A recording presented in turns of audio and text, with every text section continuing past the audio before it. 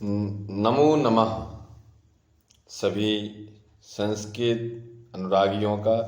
मैं ग्वालियर से आकाश तिवारी संस्कृत के इस YouTube चैनल पर आपका बहुत बहुत स्वागत करता हूँ।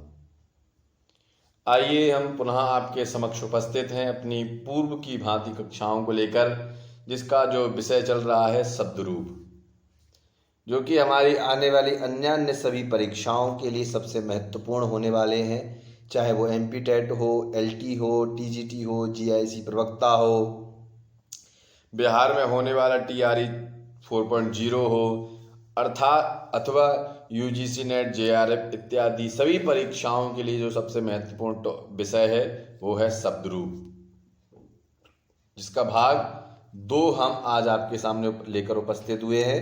शब्द रूप एक सभी परीक्षाओं के लिए एक बहुत महत्वपूर्ण विषय है, बहुत महत्वपूर्ण बिंदु है कि हमें इसको किस तरीके से सॉल्व करना चाहिए, कैसे शब्द रूपों को याद रखा जा सकता है, कैसे शब्द रूपों को हम समझ सकते हैं। तो उसके लिए कक्षा चल रही हैं और मैंने कल भी अपनी कक्षा में बताया था कि 4 से 5 कक्षाओं में सारे शब्द रूपों को लेने की कोशिश करेंगे, चाहे सर्वनाम हो, चाहे हलंत हो, चाहे अजंत हो, जो सबसे महत्वपूर्ण शब्द रूप है उनको लेने की कोशिश करेंगे और अंतिम कक्षा में शब्द रूपों से बनने वाले प्रश्नों के हम जवाब ढूंढेंगे।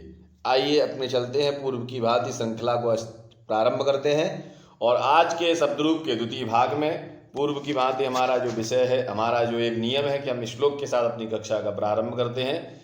तो आइए अपने श्लोक पर चलते हैं और पढ़ते हैं आज का श्लोक। बहुत ही पथों के मार्ग को प्रशस्त करने वाला यह श्लोक है। बड़ा सावधानी पूर्वक श्लोक को देखेंगे और इसका अर्थ समझेंगे। संस्कृत पद परीक्षाया साधना बुद्धिवर्धनी शिक्षाया सुकृतं मार्गं भवति त्राणकारकम्। संस्कृत पथ परीक्षाया साधना बुद्धिर्वर्धनी शिक्षायाः सुकृतं मार्गं भवति त्राणकारकम्। संस्कृत पथ परीक्षाया साधना बुद्धिवर्धनी शिक्षाया सुकृतं मार्गं भवति त्राणकारकम्। अर्थ समझेंगे इसका। संस्कृता पथ परीक्षाया साधना बुद्धिवर्धनी, बोले संस्कृत की जो पथ परीक्षा है, संस्कृत की परीक्षा की जो साधना है वो बुद्धि को क्या करती है, बढ़ाती है। आपके नॉलेज प्राप्त करने की जो साधना है, आप किसी भी विषय को प्राप्त करने की जो साधना करते हैं, उसके लिए जो आप है ना एफर्ट्स लगाते हैं, वो सब क्या है, आपकी बुद्धि को बढ़ाने वाली है। शिक्षाया सुकृतम मार्गम, और संस्कृत का जो विषय है, यह शिक्षा का ये जो है पुण्य मार्ग है ना। ये कैसा मार्ग है, पुण्य मार्ग है।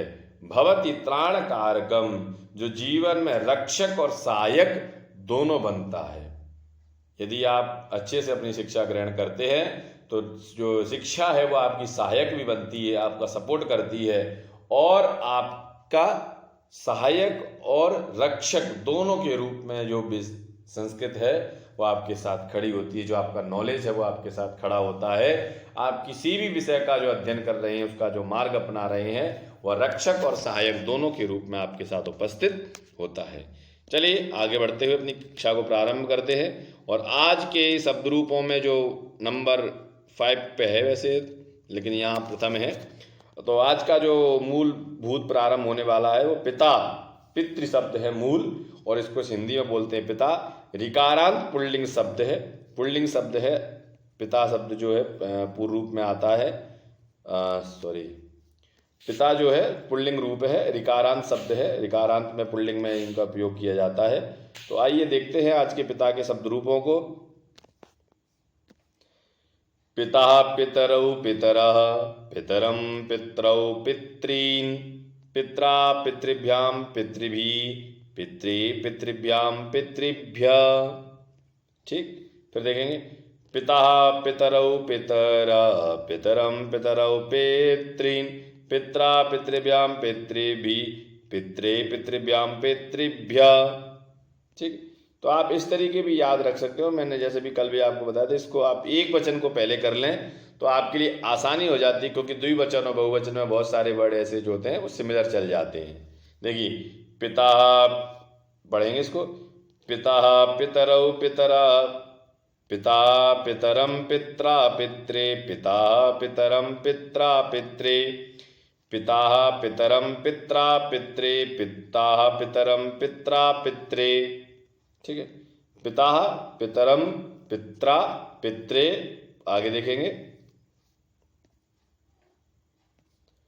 पितुः, है ना, कह रहे हैं पितुः पितुः पितरी हे पिता पितुः पितुः पितरी हे पिता।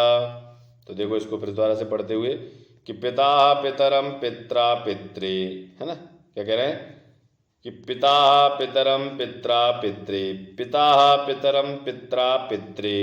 आगे कह रहे हैं इधर कि पिता पितरम पित्रा पित्रे और पितुः पितुः पितरी, है ना, पितुः पितुः पितरी हे पिता।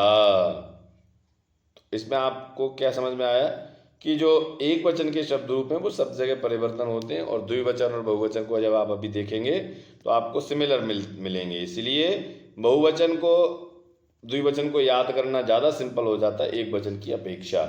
अब यहाँ आप देखेंगे तो ये आपको दोनों वर्ड सेम मिल जाएंगे, पितरौ पितरौ, फिर तृतीया चतुर्थी पंचमी में सेम मिलता है पितृभ्याम पितृभ्याम, और यहाँ आप देखेंगे नेक्स्ट वाला फिर से पितृभ्याम।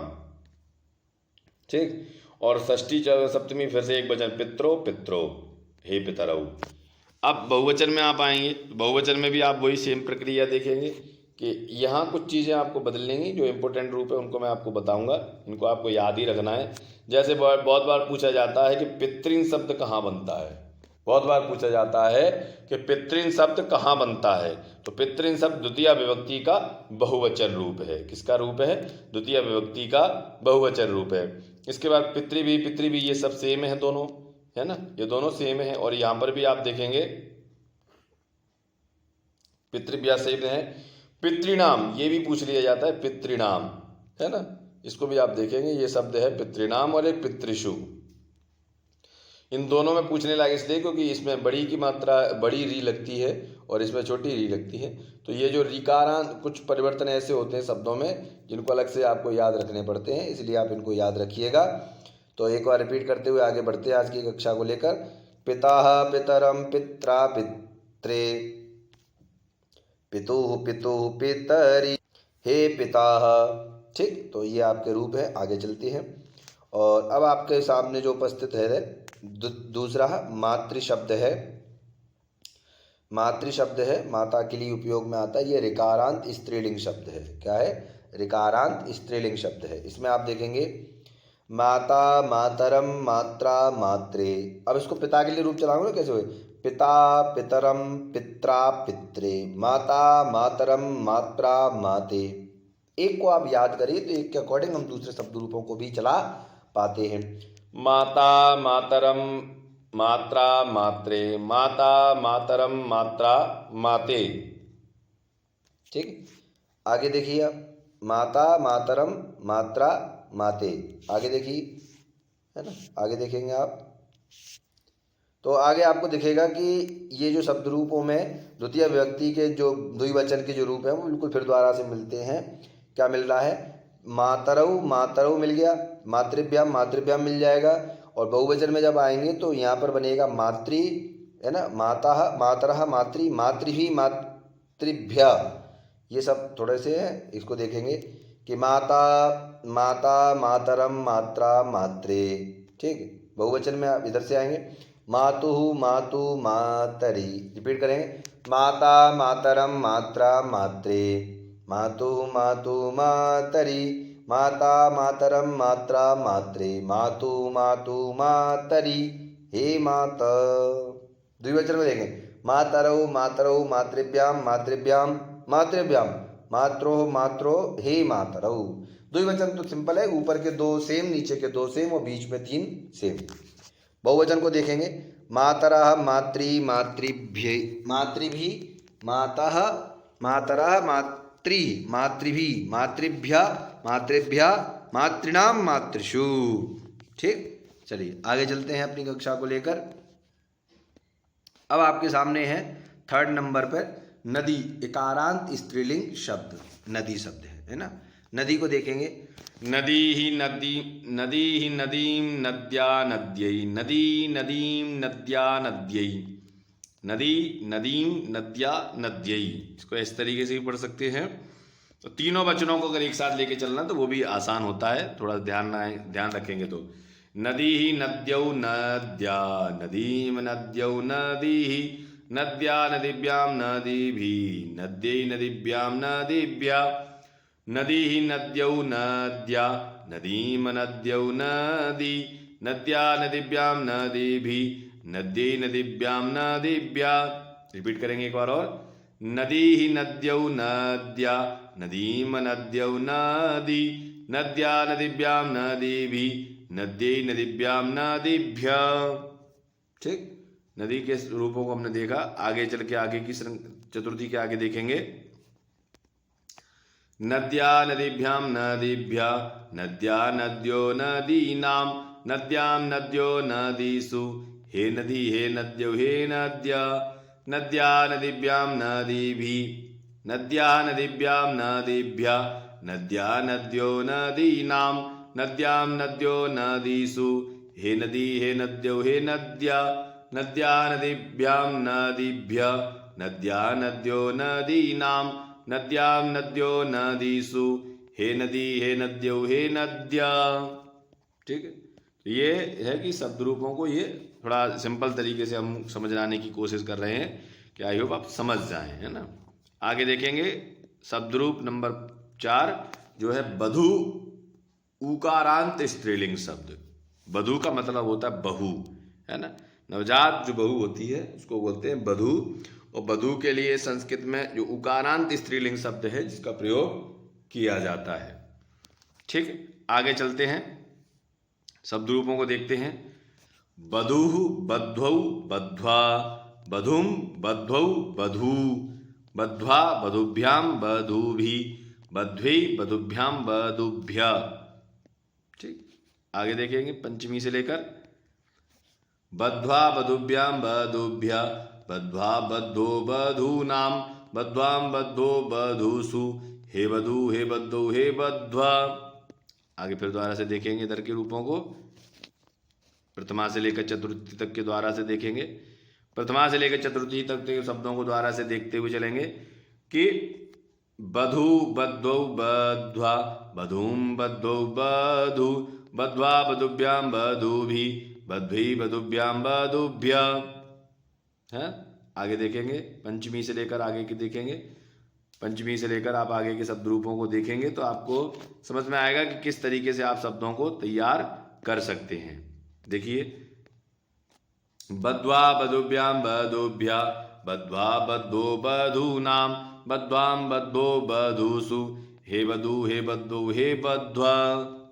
ठीक है, तो बड़ा ही सिंपल होता है। आप ऐसा नहीं है कि बहुत ज़्यादा टफ है शब्द रूप, बड़े आसान तरीके से हम कर सकते हैं। बस 1-2 बार आप अच्छे से पढ़ लें और कुछ अभ्यास कर लें। जब अभ्यास कर लेंगे तो निश्चित ही आप अपने शब्द रूप वाले प्रश्नों को कभी गलत नहीं करेंगे, ऐसा मेरा मानना है। चलिए आज की कक्षा का यहीं अंतिम करते हैं। और जो भी कक्षा आपको अच्छी लग रही हैं तो आप ज़रूर को चैनल को सब्सक्राइब कर सकते हैं और अपने दोस्तों मित्रों तक ये कक्षा भेज सकते हैं जो शब्द रूप पढ़ना चाहते हैं या अन्य प्रतियोगी परीक्षाओं में पार्टिसिपेट करना चाहते हैं, तो भाग लेना चाहते हैं, उनको क्रैक करना चाहते हैं, है ना, प्रतियोगी परीक्षाओं को क्रैक करना चाहते हैं जो कि आने वाला है। अभी जैसे दिसंबर में डेट फाइनल है कि MP टेट वर्ग 1 की पात्रता है, BPSC TRE 4 बिल्कुल फाइनल एग्जाम डेट निकल गई है कि वो होना ही होना है ना। आने वाली समय में UP TGT है, LT ग्रेड की GIC प्रवक्ता हैं, ये सब एग्जाम फिक्स हैं। तो इन परीक्षाओं को हम टारगेट करते हुए अपने पूरे सिलेबस को ऐसा देख रहे हैं जो सभी प्रतियोगी परीक्षाओं का सबसे महत्वपूर्ण विषय है और कहीं ना कहीं YouTube पर उसको बहुत कम हल्के में पढ़ाया गया है। इसलिए मैं उन सभी विषयों को टारगेट करूंगा जो कहीं ना कहीं बच्चों का कमज़ोर रह जाता है, छात्रों का कमज़ोर रह जाता है, उस विषय को हम मजबूत करने की भरपूर कोशिश करेंगे। तो सभी और जिनको भी हमारे संस्कृत के विषयों से रिलेटेड ये मेटल सामग्री चाहिए तो अपने टेलीग्राम चैनल को हमारे ज्वाइन कर सकते हैं, जो कि संस्कृत परीक्षा पथ के नाम से है, और इस चैनल को सब्सक्राइब करके आप अपने पास सेव कर सकते हैं अपनी परीक्षाओं को लेकर। आने वाली सभी परीक्षाओं में आप इनका देखेंगे रिजल्ट, क्योंकि हमारी कहते हैं आपकी सफलता हमारी मेहनत, आप सफल हों ऐसी हमारा मेहनत तो है ही, मेहनत आपकी भी है, मेहनत हमारी भी है, लेकिन आप सफल हों ऐसी हमारी भरपूर आशा है। आप अपनी परीक्षाओं में उत्तीर्ण हों, आप अपनी परीक्षाओं में सफल हों, इसी कामना के साथ आज की कक्षा का यही अंतिम। सर्वेभ्यो नमो नमः। जयतु संस्कृतम, जयतु भारतम। धन्यवादः।